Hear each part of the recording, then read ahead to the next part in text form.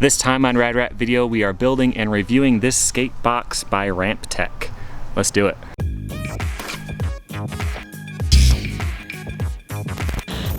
Welcome back to Rad Rat Video, a channel about skateboarding and sometimes actually skateboarding and not skateboarding games. Today, what we're doing is building and reviewing this box from Ramptech. I bought this with my own money. They didn't provide it for free in exchange for review, nothing like that. I just bought it and I figured I would document the experience. I paid $240, which was on sale. I don't know what it is normally or if it's still on sale right now or anything like that, but it is the Ramptech mini box. It is 5 feet long, 10 inches high, 16 inches wide. So let's get into the build and then we will review it at the end. So not only did my microphone die while I was recording this day, but I also lost a little bit of footage, so I'm going to be talking you through it.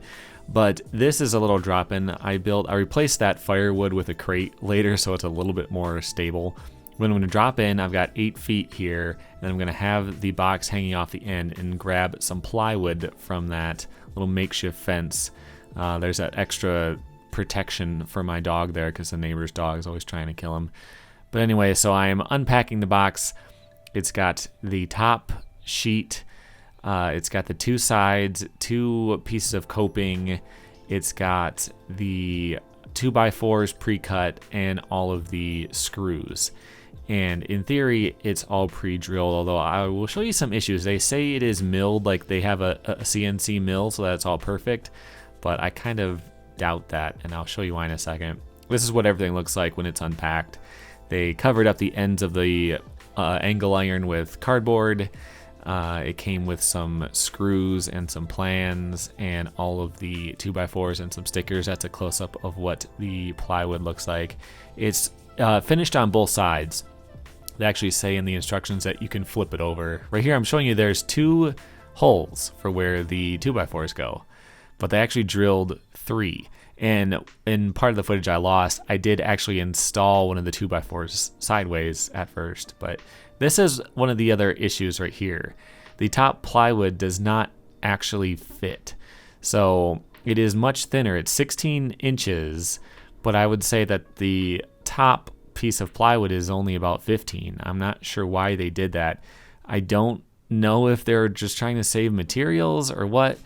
But yeah, there is a gap on both sides there, so I'm trying to figure out the best way to put it together. Do I try to balance so there's a bit of gap on both sides? Do I have one side perfect and then one side have a bigger gap? I don't know. It ended up just being a little bit crooked because I don't have clamps to hold everything in place. Yeah, that's what I'm trying to do here. I do like they countersunk those holes pretty well, so there's no chance of hitting the screw as you're doing a grind or anything. So gotta give them props on that. That might be a little bit tough to do on your own unless you have drill bits for it. But yeah, that's what the front ends up looking like. Small gap on that side, much bigger gap on that side after I put it together. I don't like that at all. I'm not sure why it's like that. And then on the back, same kind of story.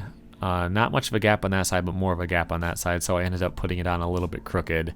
And this board actually split, which I'm none too happy about, but I'm going to try it out with a couple of tricks here on day 1. I just got a couple of 50/50s, and you can see right there, it's so light, kind of flops around, and I got this 502. And that's all I got in me for day 1. I moved the box backside and did some nose slides and stuff like that on it. You didn't miss much. The camera overheated and turned off, but I have been fighting a cold or something for a while, so I really shouldn't have been out here doing this stuff anyway, but it's Saturday and I really wanted to.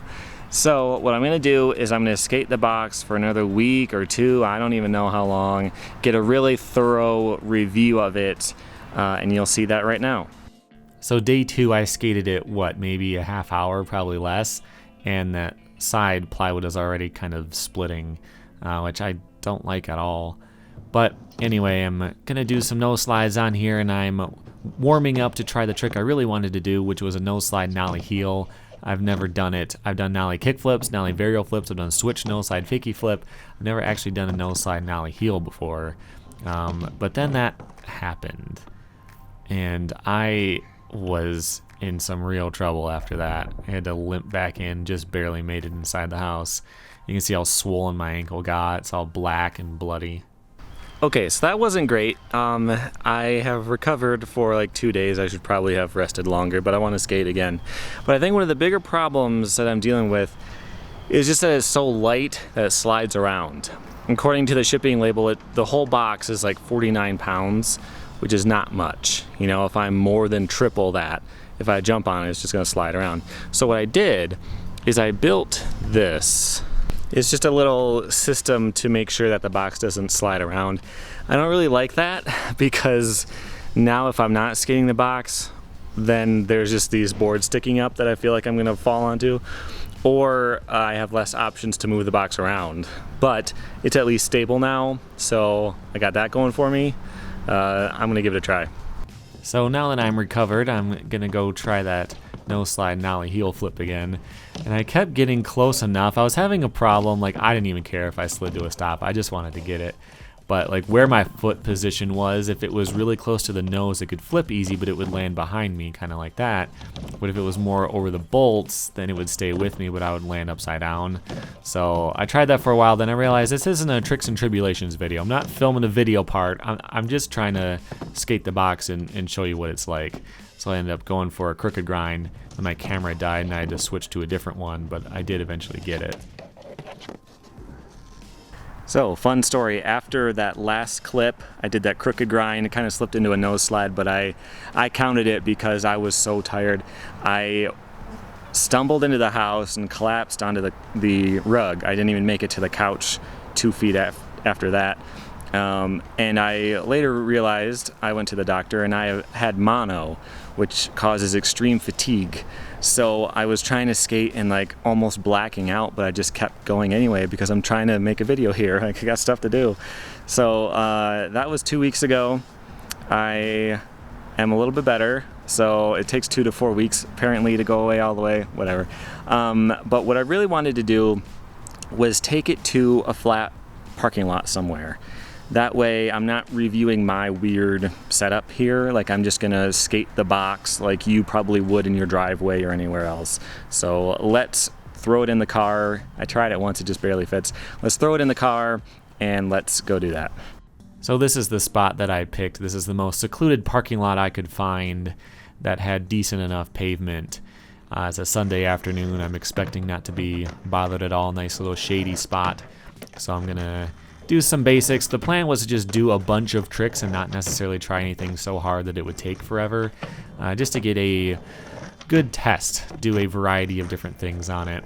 Plus, I'm pretty rusty with street, so you have to forgive how simple some of this stuff is.